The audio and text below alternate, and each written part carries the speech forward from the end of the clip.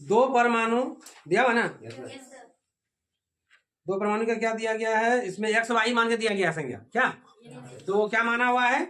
और x Y, ठीक है। जिसकी प्रोटॉन की संख्या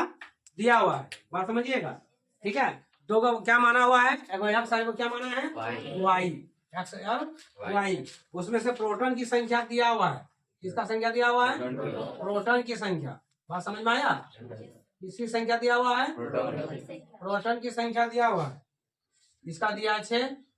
इसका दिया है 6, इसका न्यूट्रॉन की संख्या,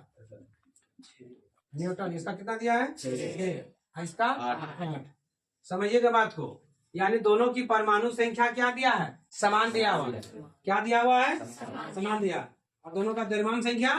समान दिया, और दोनों का द्रव्यमान संख्या अलग अलग है। तो जिनकी परमाणु संख्या समान और द्रव्यमान संख्या भिन्न भिन्न हो उसे क्या कहते हैं, समस्थानिक, क्या कहते हैं, समस्थानिक।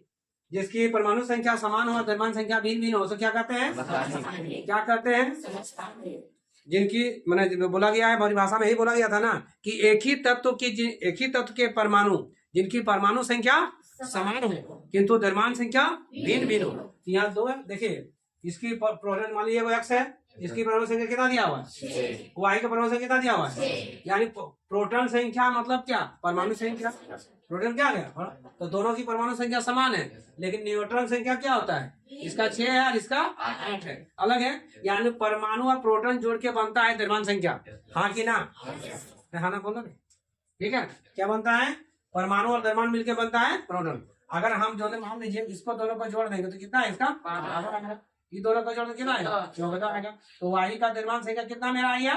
14 आ गया, और इसका कितना आ गया 12 आ गया, यानी कहने का अर्थ है तो इसकी टोटल द्रव्यमान संख्या कितना हो गया 12, इसकी कितना हो गया 14। आपको यही लिखना था, कुछ करना कुछ नहीं था, ठीक है, कि प्रोटॉन की संख्या क्या हुआ, समान हुआ, यानी परमाणु संख्या समान है किंतु